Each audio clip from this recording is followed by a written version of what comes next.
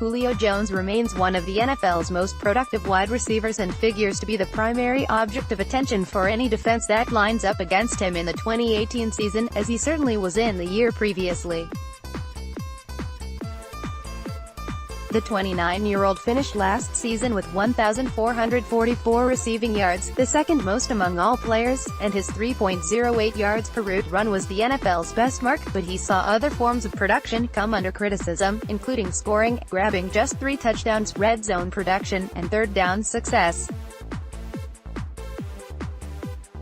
Just 6 of Jones' 88 receptions and 40 of his receiving yards came inside the red area, something head coach Dan Quinn did admit may have been a result of the receiver's time away early on. He saw 37 of his total targets, the fewest of the year, on third down, catching 22 of them and scoring one of his 3 touchdowns. The Falcons want to exploit Jones' size and physicality in these matchups and in these important situations. Analysis of Pro Football Focus provided further insight into his third down play. The Atlanta Falcons are the only team that had 2 wide receivers see at least 20% of a team's third down targets in Julio Jones, 26%, and Mohamed Sanu, 23%, in notes analyst Tyler Lochner. Why Atlanta felt the need to go to Sanu so often on third down makes little sense. But go to him, they did.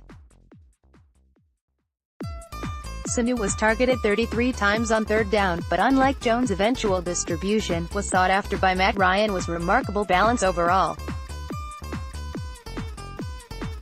Sanu was targeted 31 times on both first and second down, compared with Jones' 64 first down targets and 45 second down targets. Atlanta focused heavily on Jones on early downs, but featured their 2 primary options together evenly when it mattered most. Despite the much larger average depth of target, Lochner adds, Jones caught a higher percent of his third down passes, 61.1% versus 59.3%, while gaining an additional 3.0 extra yards per target. Atlanta's relative reluctance to target Jones on third down, at least when compared to first and second, could be due to him routinely attracting double coverage, but it certainly wasn't for a lack of trying.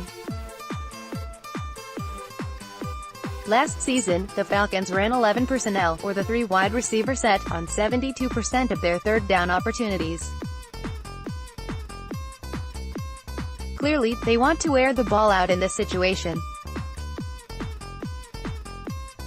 The presence of rookie first-round pick Calvin Ridley could help create more opportunities to move the chains on third down, by both giving Ryan another credible deep threat, or by forcing one of Jones' usual 2 defenders to move over and help against Ridley. Another issue for the Falcons has been drops. In 2017, they dropped 30 passes, the NFL's most, and Jones' 6 drops were the highest among Falcons receivers. In 2015, the team number was 37, the league's 4th highest, compared to 34 in 2014, the 4th, 40 in 2013, the 4th, and Atlanta dropped 42 passes in 2011, the NFL's 2nd most. The path to repairing these issues begins this offseason. Last summer, Jones was unable to participate in portions of training camp after he underwent a foot surgery, but this year, he should be available for the entire process. What's more, he needs to be. It's huge when you get any player to be able to participate fully, quarterback Matt Ryan said. That's critical. But you never know, the off-season and seasons are different every year. I think he came through the year, but I don't want to speak for him, but he came through the year fairly healthy. Head coach Dan Quinn agrees. The chemistry that takes place between receivers, running backs, coaches, everybody, it's important, Quinn said. For instance, Matt and Julio have lots of hours logged together through the years. There's nothing that takes place of on-field practice.